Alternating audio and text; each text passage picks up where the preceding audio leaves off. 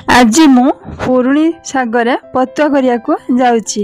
एई पुरुणी दुई प्रकार होता है, श्वेत पुरुणी और नाली पुरुणी। मु सेतिरु श्वेत पुरुणी साग को नहींची। एही पुरुणी सागर बहुत औषधीय गुण रही, जेमिति कि एही पुरुणी साग चेर को आमे जदि भल भाव धोई नहीं बाटी महू मिसई आखिरे अंजन भाया लगाऊे तेबे आखिर जाबतीय रोग भल होता है।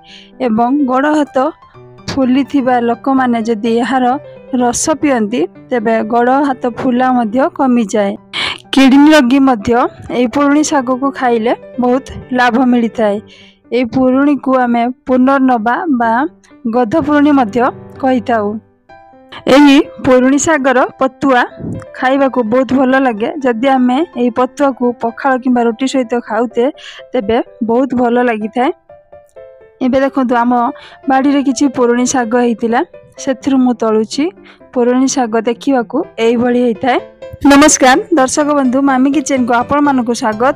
पुरुणी सागर पतुआ प्रस्तुत आरंभ करिबा। प्रथमे मु पुरुणी साग किछि नेइछि एवं परिबा हिसाब रे नेइछि। दुईटी मीडियम साइज आलू को एभली काटि नेइछि एवं किछि बैदी कखारु को एभली काटि नेइछि।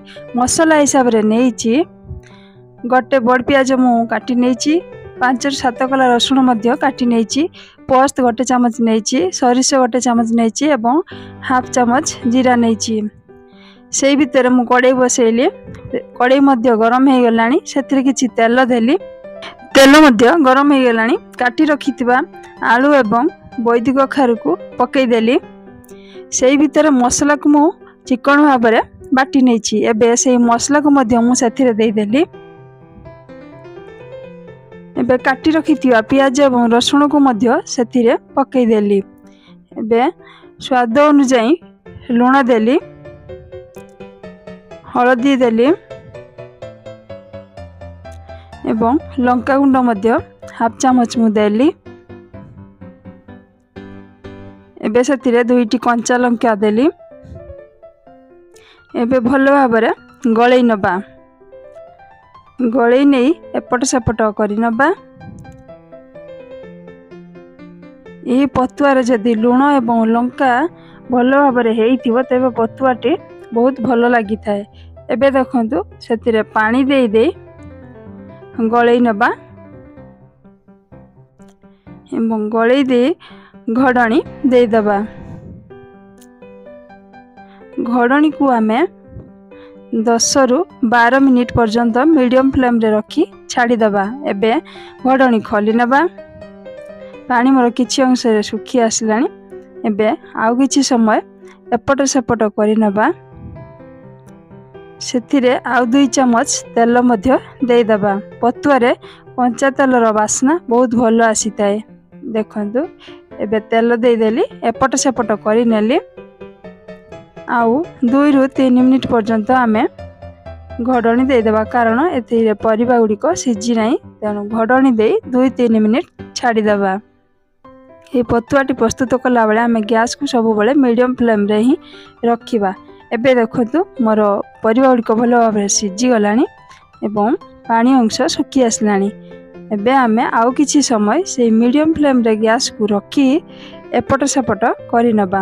यदि आम देह रे कोनोसी क्षत हेइताय तेबे एई पुरुणी गछर समस्त अंश को छेची आमे जदि सेथिरे लेप दउचे तेबे सेई क्षतटी भल भाव में सुखी जाय थाए।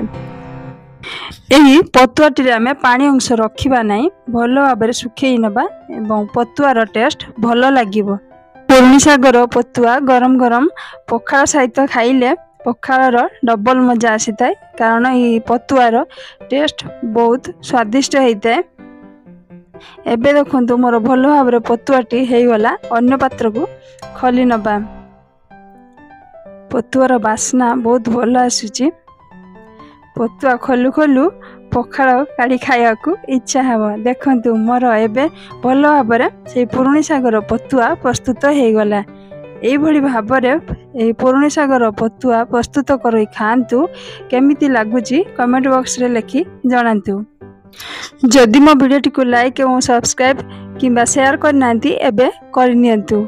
वर्तमान पाई रहूची पुणी देखा हबो नुआ वीडियो नुआ रेसिपी सह। जय जगन्नाथ।